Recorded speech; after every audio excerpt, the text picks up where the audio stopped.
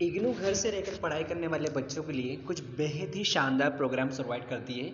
उन कुछ शानदार प्रोग्राम में से एक प्रोग्राम है आपका post graduate diploma in rural development.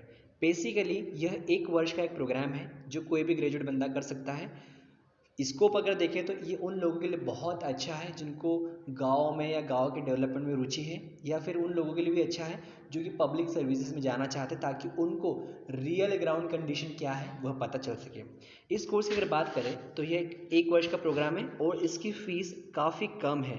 अगर फ़ीस देखें तो इग्नू की सबसे कम फीस वाले प्रोग्राम में से यह एक है। अगर हम बात करते हैं डिप्लोमा या डिप्लोमा से ऊपर की कोर्सेज़ की, मात्र 2700 रुपये इसकी फ़ीस है और 1 ईयर का प्रोग्राम है जिसको आप 4 साल के अंदर अंदर कंप्लीट कर सकते हैं।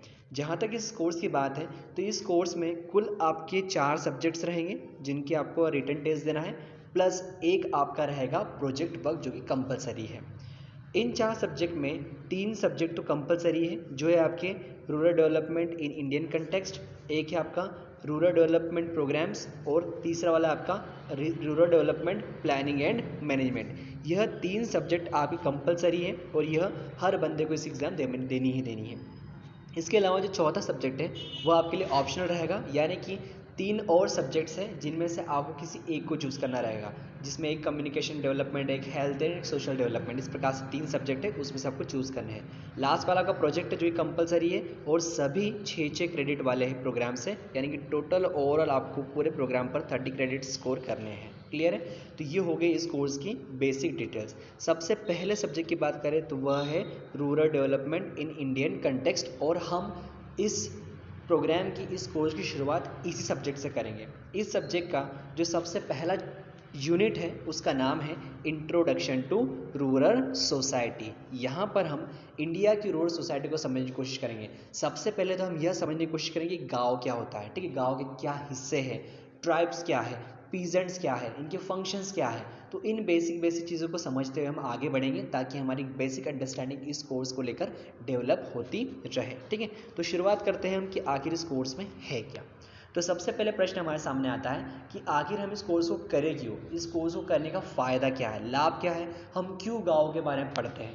तो कुल मिला के हमारा क्वेश्चन है why we study rural society, क्या ज़रूरत है हमको रूरल सोसाइटी की स्टडी करने की। तो उसका एक बेसिक सा रीज़न है कि हम क्यों इस सब्जेक्ट को पढ़ रहे हैं। अगर हम इंडिया की बात करें तो इंडिया की अराउंड 70% या हम कह सकते हैं मोर देन 70% पॉपुलेशन गाँव में रहती है। अगर हम देश को विकसित देखना चाहते हैं तो हमको गाँव को विकसित करना ही पड़ेगा, क्योंकि अगर हमारा 70% देश विकसित नहीं है, मोर देन 70% देश विकसित नहीं है, तो हम किस प्रकार से हमारे देश को एक एडवांस कंट्री बनाने की बात कर सकते हैं। तो इसका मतलब यह है कि हमको रूरल सोसाइटी को इम्पोर्टेंस देना पड़ेगा, उनके डेवलपमेंट की ओर ध्यान देना पड़ेगा। Otherwise we can not say that India is a big power if 70% of their people are not developed. ठीक है, इसलिए हम इस चैप्टर को पढ़ते हैं। दूसरा, रूरल इकोनॉमी को समझे बिना इंडिया की स्टडी पूरी नहीं हो सकती। ठीक है, आप जब तक इतने बड़े सेक्शन को इग्नोर करेंगे तब तक आपकी किसी प्रकार की स्टडी किसी मतलब की रहने वाली नहीं है। इसलिए हम कह सकते हैं कि चाहे रूरल इकोनॉमी या रूरल सोसाइटी या रूरल कम्युनिटी हमको कितनी भी छोटी या इनसिग्निफिकेंट लगे, इंडिया के डेवलपमेंट में, इंडिया की स्टडी में आज भी वह बहुत बड़ा महत्व रखती है, बहुत बड़ा सिग्निफिकेंस रखती है। इसीलिए हम पढ़ते हैं रूरल सोसाइटी को। क्लियर है? Why we study rural society? Because more than 70% population lives in villages in India. So that's why we have to study rural society.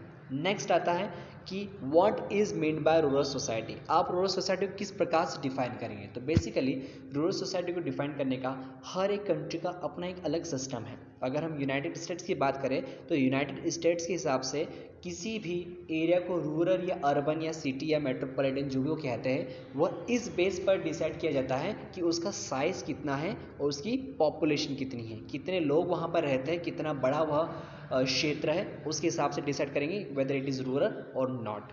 छोटा है तो रूरल, बड़ा है तो रूरल नहीं है। क्लियर है? लेकिन जहाँ तक इंडिया की बात है तो इंडिया के केस में हम साइज़ एंड पॉपुलेशन वाले फंडे का इस्तेमाल नहीं करते हैं। यहाँ पर हम on the basis of revenue किसी को डिफाइन करते हैं कि वो गांव है या शहर है। शहर से रेवेन्यू जो ज़्यादा आता है, गांव से कम आता है, यानी कि जो कम रेवेन्यू जनरेट करते हैं उनको गाँव कह दिया है। इसीलिए इंडिया में जो कॉन्सेप्ट फेमस है वह है revenue villages.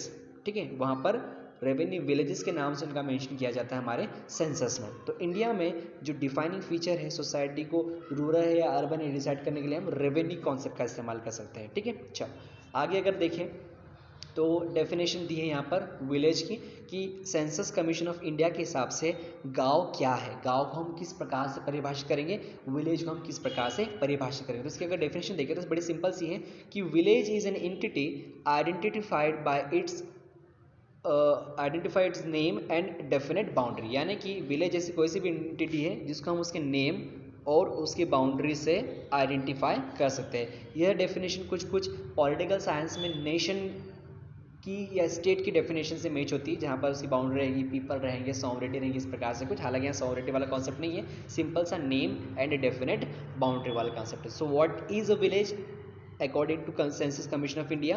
Census Commission of India says that village is an entity identified by its name and a definite boundary. For example, मैंने कहा एक गांव कंसिडर्स भरतपुर, ठीक है, भरतपुर एक छोटा सा गांव है मान लीजिए, तो हमने उसका एक नाम दे दिया, हम उसको नाम से पहचान सकते हैं, उसकी एक अलग रेवेन्यू बाउंड्री फिक्स कर दी जाएगी, तब हम उसको बोलेंगे कि it is a village in terms of census commission of India.